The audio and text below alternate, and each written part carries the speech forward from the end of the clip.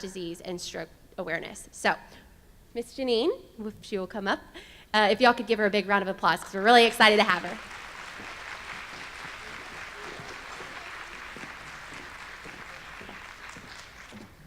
Howdy. Okay, I think I might have to move this book. I'm moving this book. They're just going to be really mad at me for that, but may I move this? I'm moving the book. Moving the book. How y'all doing? This is a little bit hypoglycemic, so I know I'm really not supposed to have sugar, but I keep this up here. All right. I decided to wear my boa because I was sitting at the head chair. Right? What woman doesn't love a red boa? Oh my gosh, it's my clicker. Oh no. That's what I get for doing a boa. Is there anyone here to help me fix this? I can talk a little bit. Is someone coming to my rescue? Surely someone's coming to my rescue. Well, I'm going to assume is someone coming to my rescue? Give me a shout out. Someone's coming. Good. Okay, I'm not going to worry about the batteries now. Hey, while we're waiting for the PowerPoint, I'm going to give a special thanks. First of all, thank you for inviting me to Longview. Thank you very much. My mother's with me today, Janice Gant. Hi, Mom. And I want to thank Brandy Russell, who's amazing, is she not? And yes, oh, here we go. Sorry, I don't know where the other battery went. It went flying. Uh-oh. Does anyone have a spare battery in their purse? Kate Langston, April Allen, Erica, thank you for that introduction too. Great job today. April Allen, Casey Powell, Susan Pope, Hunter Russell, Jennifer Ware, the Kilgore Rangerettes. I got a photo with the Kilgore Rangerettes. Longview Cheerleaders, Langston Law Firm, Sam Smead, Photo Creative, Ty Jackson, Dean, okay, let's see if I get this, Waskoviak. Did I get it? June Kim, Donna Willett, and Dr. Jennifer Rogers Fadal, and Laura Jenkins. Yay! Let's give them all a big hand. Well, I think y'all can do the PowerPoint there, right? So we'll go to the next slide. I'm going to tell you a little bit about myself. I am a Texan. Woo! And I live currently on my ranch in North Texas, north of Denton, north of Sanger, up by Lake Ray Roberts, if anyone knows the area. I was just joking, it's just a little bit south of Windstar. I don't go to Windstar, but there are a lot of cars behind me on Friday and Saturday night that are heading to Windstar. And I raise longhorn cattle. I love longhorn cattle. To me, they epitomize Texas. And there's mother and daughter there. They're still alive. They're almost 20 years old. That's Revolution and Liberty. Yes, I named them all, and then I can't sell them, and I'm a terrible cattle woman. And if we go to the next slide, that was my horse Maggie, by the way. Oh, Tiger Bud is one of my favorite longhorns.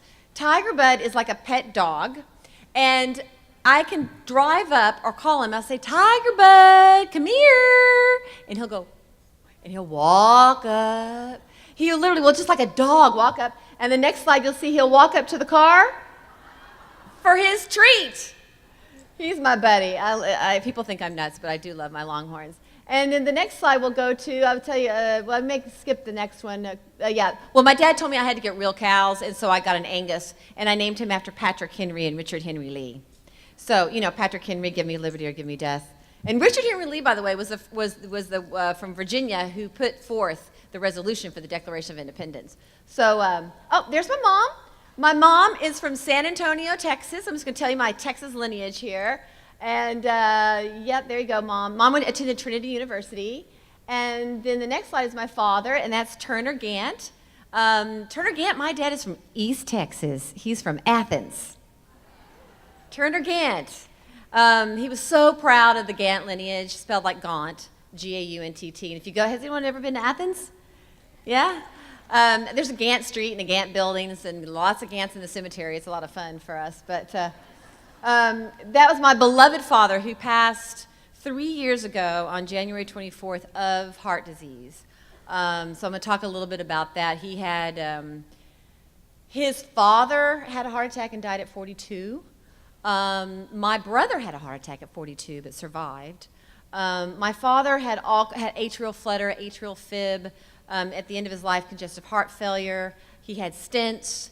And that's why giving money and donating is so important for all these amazing medical creations that have happened. But he had a stent in his heart, and he had a pacemaker defibrillator, and it kept him alive for years.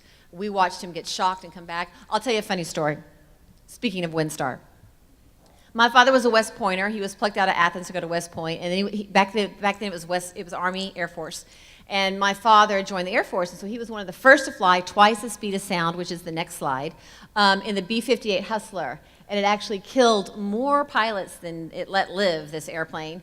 So he was very, very brave, and I love my father, and I'm very proud of him. And I always like to brag about him, one of the brave men who first to fly twice the speed of sound. But my father also loved to gamble. Not a lot, but he would go to WinStar. And so he had a pacemaker defibrillator, and this is my dad, okay? I'll be the only speaker ever in your history to tell you this type of story. So my dad was playing blackjack or whatever at the table. His heart, I guess, just stopped, and he passed out into a woman's lap sitting next to him who he did not know. His defibrillator shocked him. He came back to life, sat back up, and continued playing cards. And they came up to him, they're like, sir, don't you want to like go? He goes, no, I'm fine. So that's my dad, and thank modern medicine kept my dad alive to play cards at WinStar. So there's my father, and if we go to the next slide. Okay, I was raised in Euless, Texas. Y'all know Euless?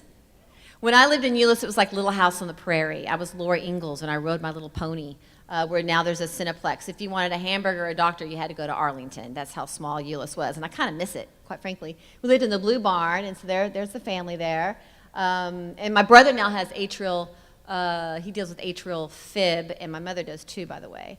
And if we go to the next slide, there I am. Okay, I was told by a little birdie that you want me to talk a little bit about my career, because that's just, I guess, kind of fun.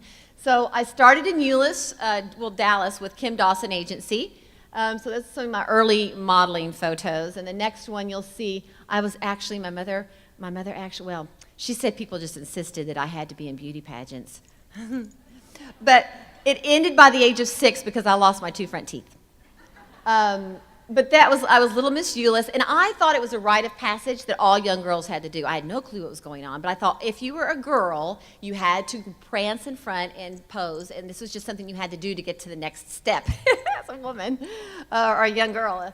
But there's my modeling photos, and then I moved to New York City. I think that's what's next. I moved to New York City to model at age 15.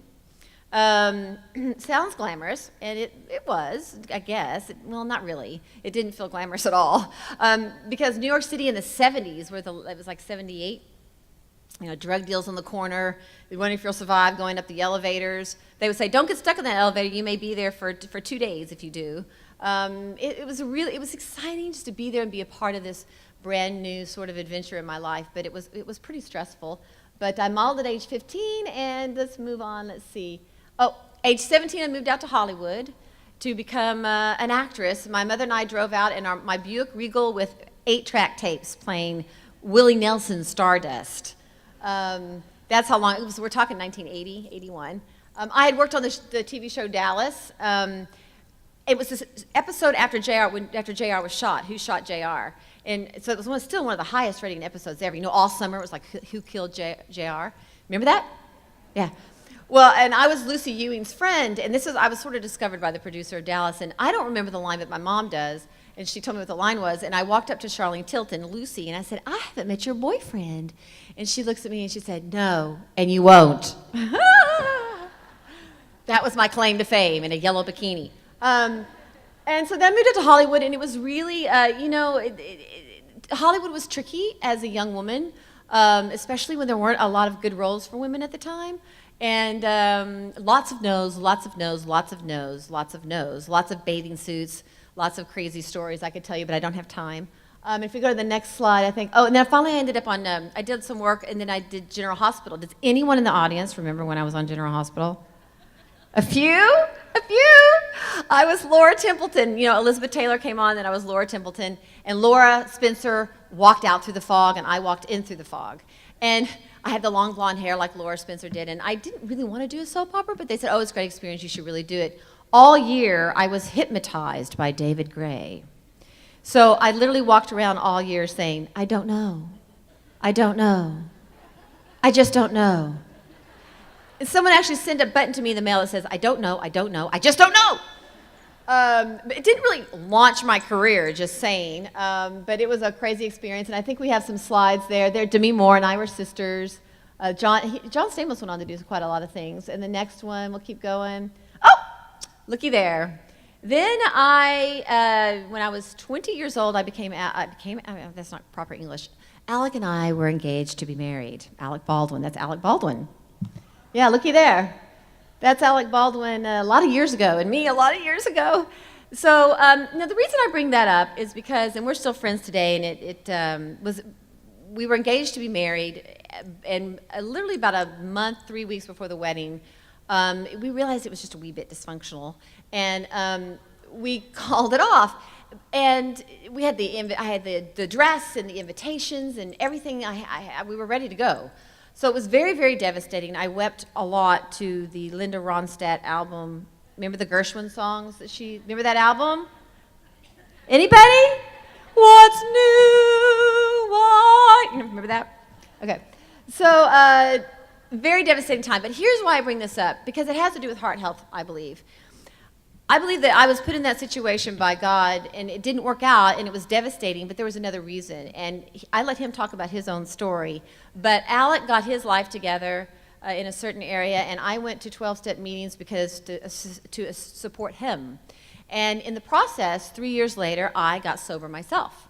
So I never did drugs or anything of that nature, but I did drink. We have a line of, lines of alcoholism in my family. And since you can develop this thing called alcohol heart, I thought it would be worthwhile to speak about today. And I got sober. So I got sober when I was 23 years old, and now today I have 30 years sobriety. So thank you.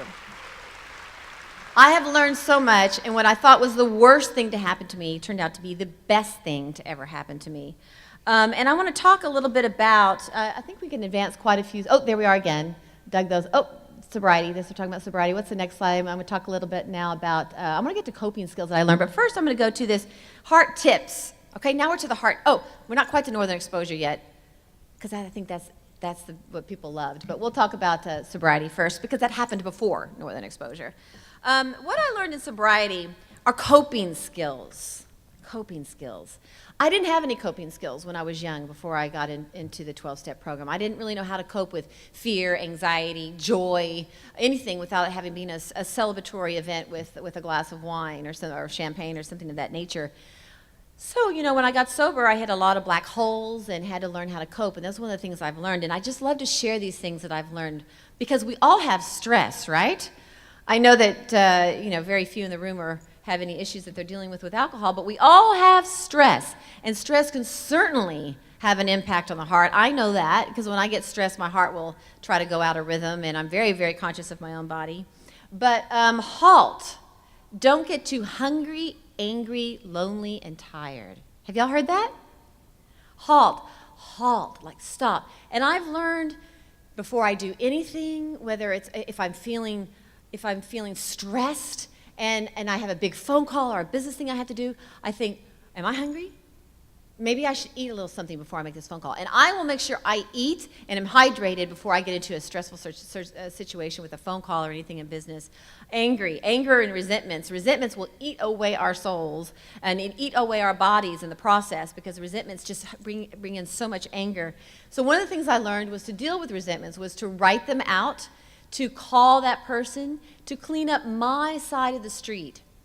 I can't control how the other person feels or how the other person reacts, but I can control what I do.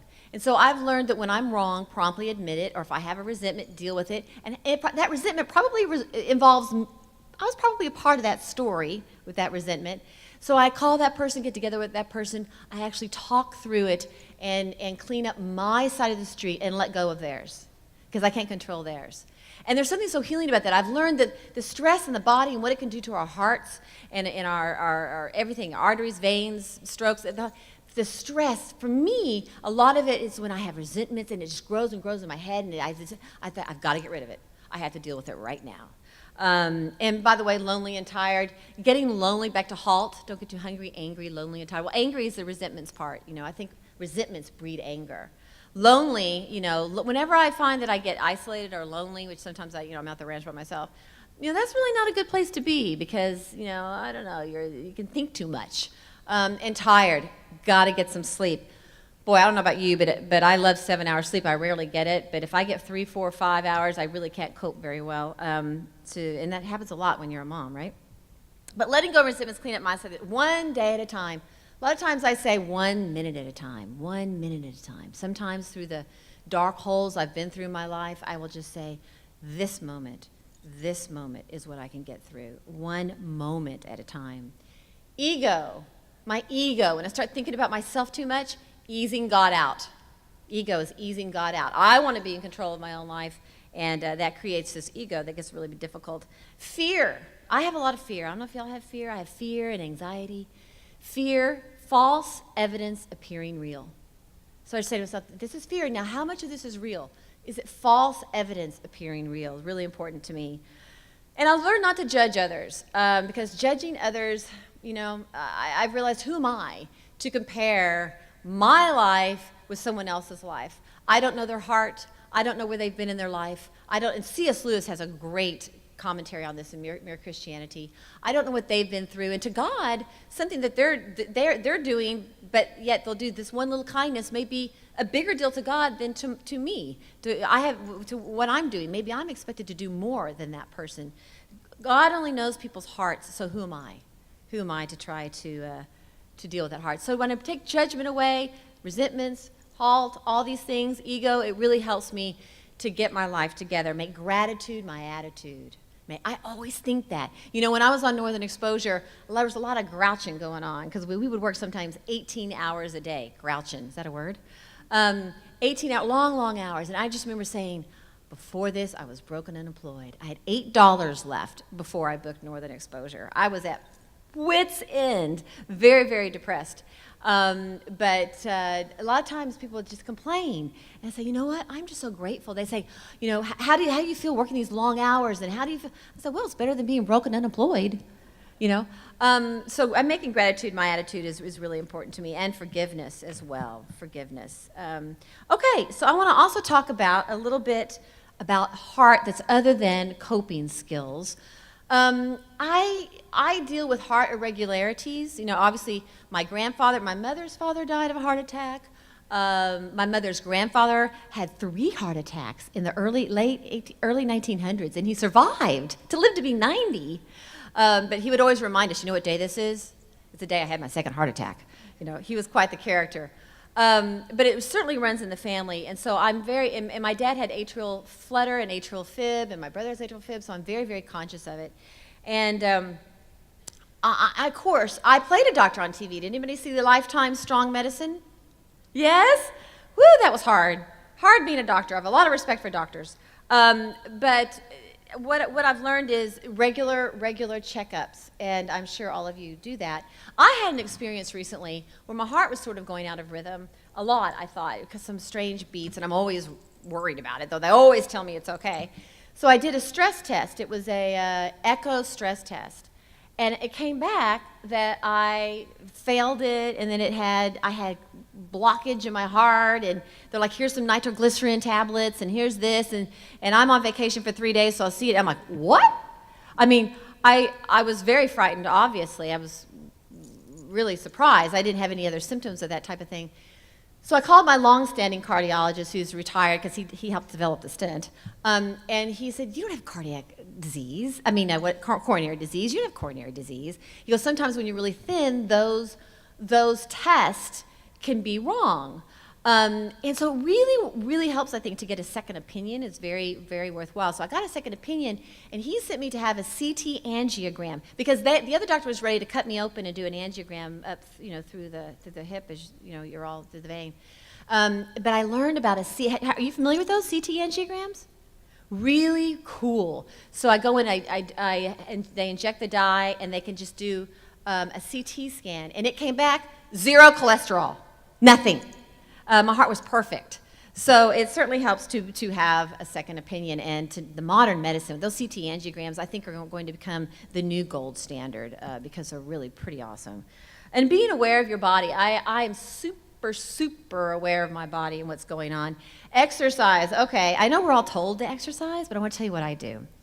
I started this last November because I read that when you exercise regularly, it will help with heart rhythms. So I do 30 minutes a day, no matter what. And I did take a little break over the summer. But I was really busy purging and cleaning. But 30 minutes every day. And some days I just walk around. I walk around the ranch or whatever. But when I'm in hotels or I don't want to go outside, and I don't even want to go to a treadmill, I walk around the room. I put something, I walk really fast around the room. I walk up and down the stairs, walk around the room, walk up and down the stairs, walk around the room. And I'll do it in hotel rooms back and forth. And it's really been amazing. It's had a tremendous impact on me. It's helped level, my blood sugar levels. The heart irregularity gets better. So to me, what what I want to share with you is that if you can't get to the treadmill, you don't want to go outside, you just walk around your room. You put something on TV that you love to watch. And it's really helped me. I kind of walk at a fast clip. Sometimes I dance, put in headphones and dance around the room. But any kind of exercise is really terrific. Okay, I want to share another quick story. Allergy blood testing. When I went through menopause, I started having a lot of dizzy spells. And it was kind of frightening to me. I didn't know what was going on. I saw all kinds of doctors, neurologists, heart, everything was fine everywhere. And I saw this one physician who's an OBGYN, and he said, well, let's test your blood for food allergies. I thought it was, I still think I'm borderline a little hypoglycemic, but I was like, oh, I'm gonna eat a hard-boiled egg, I'm hypoglycemic, I'm gonna eat an almond bar, and I was putting all these things in my mouth because I felt so strange, and then I could sometimes barely even walk, and I gotta sit down, I don't know what's happening to me. I was allergic to everything I was eating. I was allergic to eggs, allergic to wheat and gluten and milk, and almonds. And here I was putting all this in my body, and when I stopped eating that, I got so much better. And they talk about athletes that lose their strength, and they can't, a tennis player, I forget his name, it was he would lose his strength and he couldn't hit the ball, and didn't know what was wrong, and he actually checked his food allergies. And I have found that when I eat foods, this is my experience, remember I played a doctor on TV, I'm not really a doctor, but in my experience, what I eat can trigger my heart to go out of rhythm a little bit. I'm not saying full-fledged atrial flutter, but it'll really get out of. I would notice that I would go drink some cranberry juice, and the first glass was okay. The second glass, my heart would start. I'm super aware of my body, would start kind of flopping around. The test revealed that I was allergic to cranberry juice. So I realized that if I really listen to my body, and if my heart's being, going out of rhythm, not serious like flutter or atrial, I still go to the doctor all the time and get checked, and I certainly encourage that.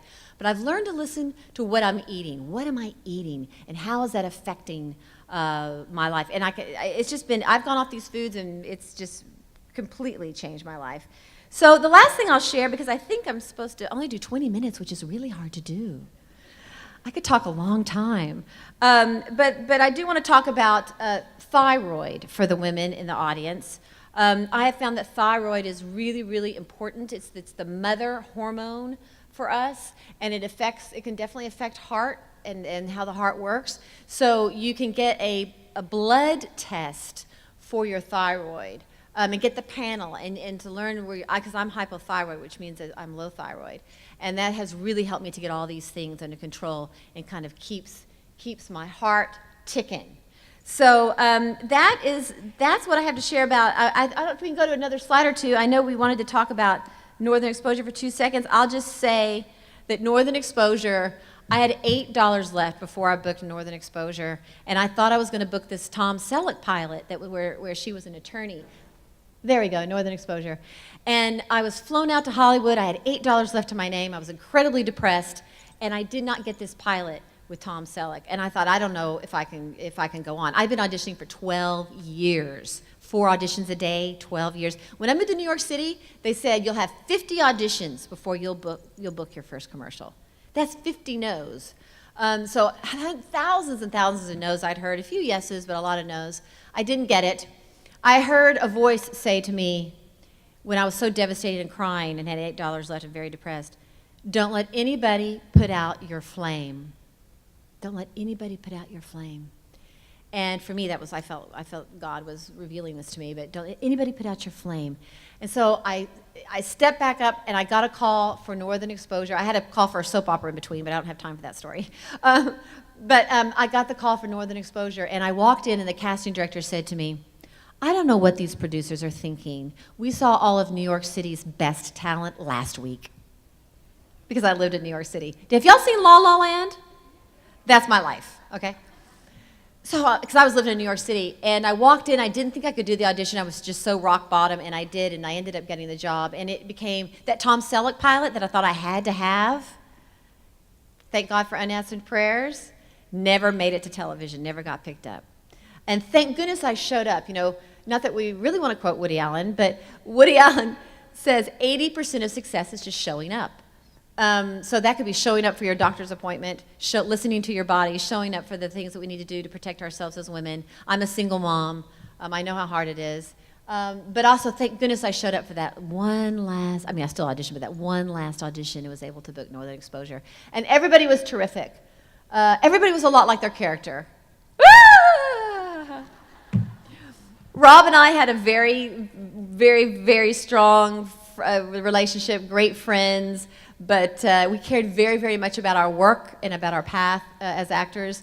But he could be cantankerous, and I could be whatever Maggie was, independent and fiery and feisty. It was just John Corbett, you know, Chris in the Morning is just as dreamy and sweet as he is in everything he does. And Holling, who played, John Cullen played Holling, is this brilliant Broadway star. Barry Corbin lives in Texas, who played the astronaut. So everyone was really, really terrific. And it's just a real honor to be here today. I could talk forever, but I know we're on a clock and this is lunch and people have to go. But I thank the Heart Association for letting me share. I think about my heart all day long. How is it beating? What can I do to help it to beat more proficiently? I'm just very conscientious to make sure I exercise, I eat right, I do everything I can for my health.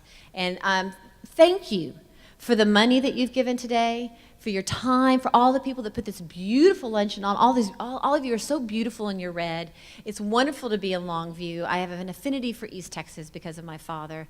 And just God bless you, and thank you for all that you've done. And I thank all the physicians in the audience, all the nurses in the audience, and all the people who work to make heart health a dream for all of us. So thank you so much.